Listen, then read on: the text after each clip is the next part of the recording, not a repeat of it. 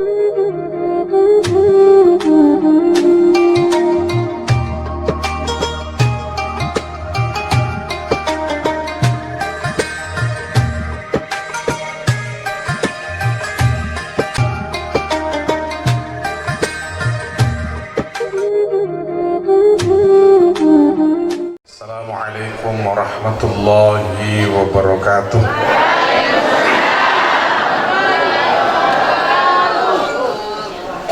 Alhamdulillah, alhamdulillahi rabbil alamin, alladzi khalaqal mauta wal hayata liyabluwakum ayyukum ahsanu amala wa huwal azizul ghafur. Alladzi khalaqa sab'a samawatin tibaqa ما ترى في خلق الرحمن من تفاوت فارجع البصر هل ترى من فطور. والذي أرسل رسوله بالهدى ودين الحق ليظهره على الدين كله وكفى بالله شهيدا. أشهد أن لا إله إلا الله وأشهد أن محمدا عبده ورسوله لا نبي بعده. Allahumma salli ala Sayyidina Muhammad wa ala alihi wa sahbihi ajma'in, amma ba'd. Hadirin yang kami muliakan, para tuan guru, tokoh agama, tokoh masyarakat, saya itu kalau kasih sambutan tidak panjang-panjang, karena zaman sekarang kalau kita diberikan kesempatan untuk kasih sambutan, usahakan tidak lebih dari 3 menit.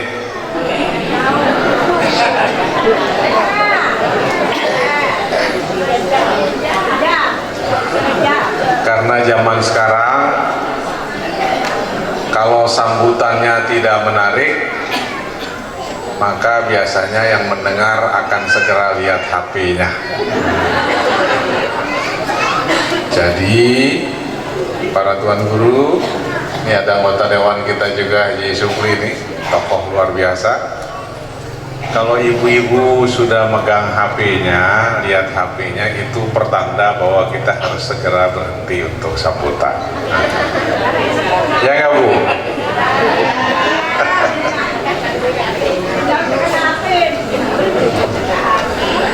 Saya kebetulan dulu berjanji sebelum menjadi gubernur di NTB ini, ketika pemilu dulu, punya kesempatan mengunjungi hampir semua desa dan seluruh dusun yang ada di NTB.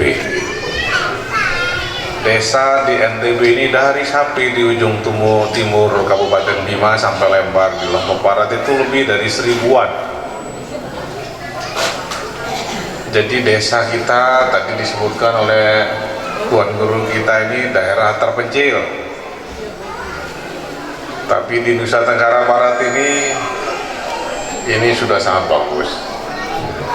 Ada desa di pulau-pulau itu kadang-kadang listriknya hanya malam saja.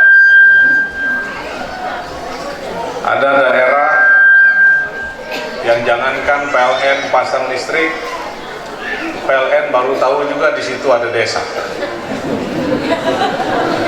Gimana mau pasang listrik? PLN baru tahu di situ ada desa.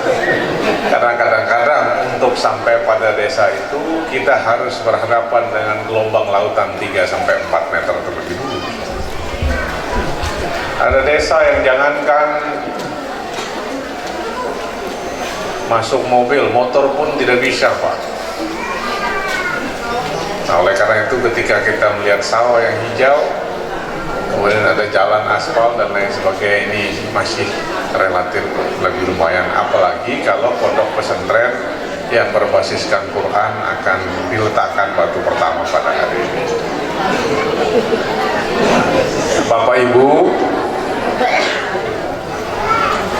hampir semua desa yang kami kunjungi rata-rata menyambut kami gembira. Belum pernah kami datang ke dusun, ke tokoh masyarakat, tokoh agama yang permintaannya aneh-aneh. Permintaan semua tokoh masyarakat, permintaan semua kepala desa, kepala dusun, tokoh pemuda cuma satu. Kalau nanti Pak Dr. Zul dan Umi Rohmi jadi pemimpin baru di Nusa Tenggara Barat, mudah-mudahan kebiasaan mendatangi desa, mengunjungi kampung, menyapa, menjabat tangan tokoh masyarakat, tokoh pemuda, pondok pesantren harus tetap dilanjutkan.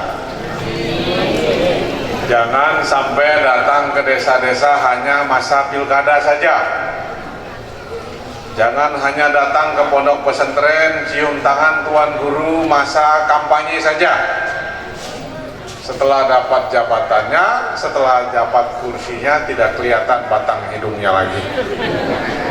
Betul nggak ibu-ibu?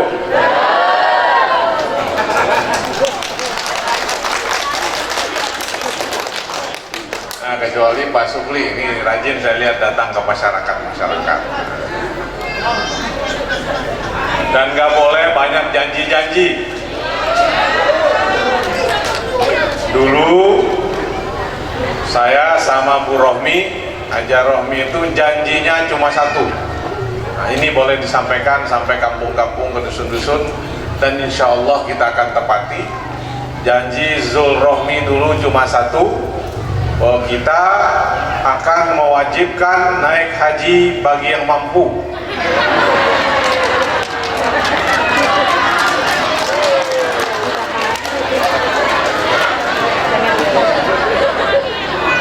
Setuju ibu-ibu?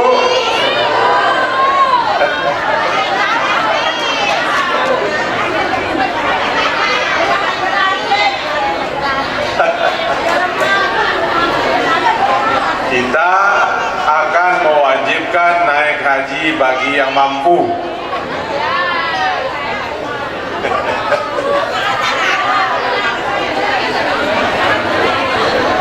Jadi Bapak dan Ibu,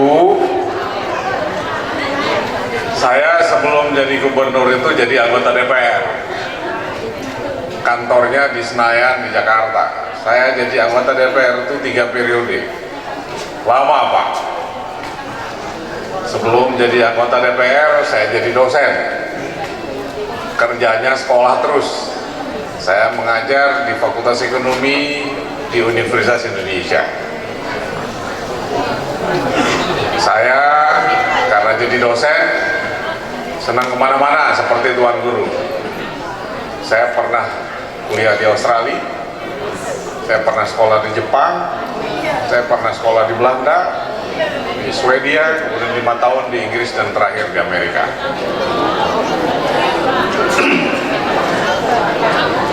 Makanya kita di NTB ini rajin mengirim anak-anak NTB ke luar negeri. Karena kalau kita kirim anak NTB ke luar negeri, rata-rata anak NTB-nya ini, kalau tuan guru ini dikirim ke Australia, ke Amerika, ke Eropa, pasti sejahtera hidupnya. Karena anak NTB, orang Lombok, orang Sumbawa, orang Bima itu paling sial itu dia bisa azan dan bisa jadi imam. Nah, ini luar biasa. Saya pernah azan di masjid orang Tunisia di Belanda. Nah, karena kita bisa azan, kita nggak perlu bayar makanan. Ini gratis hidup kita. Ada teman saya dapat beasiswa 3 years at Boulder, 3 tahun di Boulder di Amerika Serikat. Ketika beasiswanya habis, dia tetap bisa melanjutkan pendidikan, bukan hanya menyelesaikan PhD-nya, tapi juga anak-anaknya sampai belasan tahun. Kenapa? Karena dia aktif jadi marbot di masjid, dan ternyata dia marbot di masjid mengatur siapa yang azan jadi imam. Itu dia punya hak menerima zakat mal dari jamaah masjid, dan zakat mal itu tiap bulan lebih besar dari beasiswanya. Ada teman saya bekas Bupati Bangka, sekarang jadi anggota DPD, namanya Ustadz Zuhri. Dia jadi guru ngaji di Amerika, di DC, kemudian di Maryland, di Virginia. Dia punya apartemen 2 dan lain sebagainya. Karena kerjanya dia dari rumah-rumah itu mengantar koran. Nah, mengantar koran ini dilakukan setelah dia sholat jamaah subuh di masjid. Karena orang Amerika itu susah bangun pagi. Bangunnya jam 8, jam 9, apalagi di musim dingin. Nah, dia setelah sholat subuh berjamaah, dia datang, mobilnya bagus sekali. Dia antar koran tinggal dilempar-lempar aja ke setiap rumah orang. Gaji lah dari lempar-lempar koran begitu, dia bisa beli 2 apartemen dan mobil mewah. Jadi berkah betul orang Islam itu bisa bangun pagi. Jadi kenapa kita kirim ke luar negeri anak-anak NTB itu supaya percaya diri bahwa walaupun kulit mereka putih, mata mereka biru, kemampuan kita tidak kalah dibandingkan orang-orang itu. Nah, saya senang sekali bisa hadir di tempat ini supaya kita semua bisa membagi rasa syukur. Ketika saya di DPR, Ustaz Supri dan kawan-kawan, Tuan Guru, saya jadi pimpinan fraksi. Saya jadi pimpinan komisi yang memungkinkan kita secara berkala bertemu dengan Presiden, dengan Wakil Presiden, para menteri, pimpinan BUMN dan lain-lain. Orang-orang penting di Indonesia ini. Dan ternyata, ibu-ibu, kebahagiaan, ketenangan hidup itu ternyata tidak melulu dimiliki oleh orang yang punya uang banyak. Ada teman saya sering cerita di berbagai acara, tiap bulan dia dapat pemasukan atau penghasilan itu sekitar 300 miliar. Bisa nyumbang ya ke pondok kita ini. Apakah hidup sahabat saya ini bahagia? Belum tentu juga. Rumahnya hampir 2 hektar di Plaza Senayan itu. 2 hektar di Jakarta, 300 miliar Tuan Guru tiap bulan. Tetapi orang yang penghasilannya, yang gajinya, uangnya 300 miliar tiap bulan ini, oleh dokter dia dilarang makan nasi. Boleh makan nasi. Orang ini uangnya 300 miliar, oleh dokter bukan hanya dilarang makan nasi, dia dilarang juga makan daging. Dia tidak boleh makan telur, dia tidak boleh menyentuh garam, dia tidak boleh mencicipi sambal, dia tidak boleh minum gula, dia tidak boleh makan goreng-gorengan. Yang bisa dia makan hanya obat-obatan. Kalau saya lihat wajah-wajah ibu-ibu yang sebelah sini, saya kira belum ada di desa kita ini yang uangnya 300 miliar tiap bulan. Ada nggak?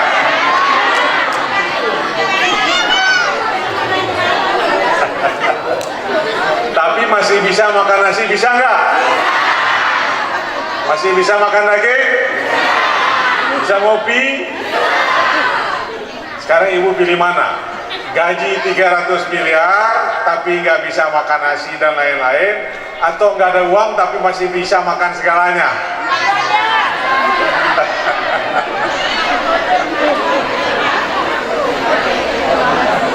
Nah, jadi inilah indahnya kita hidup.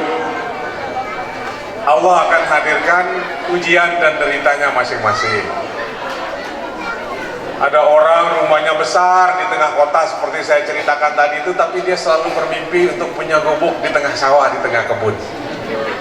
Hidup di desa sendiri, di tengah hutan. Ada orang hidupnya di tengah hutan, di pinggir-pinggir sawah kayak begini, punya cita-cita untuk hidup di tengah kota. Ada orang masih bujang, dia bercita-cita betul gimana supaya dia bisa menikah, punya istri dan suami. Ketika sudah punya istri dan suami, dia bercita-cita bagaimana bisa jadi bujang lagi. Jadi itulah hidup dan kehidupan kita. Oleh karena itu Bapak dan Ibu, saya datang ke sini bersilaturahmi.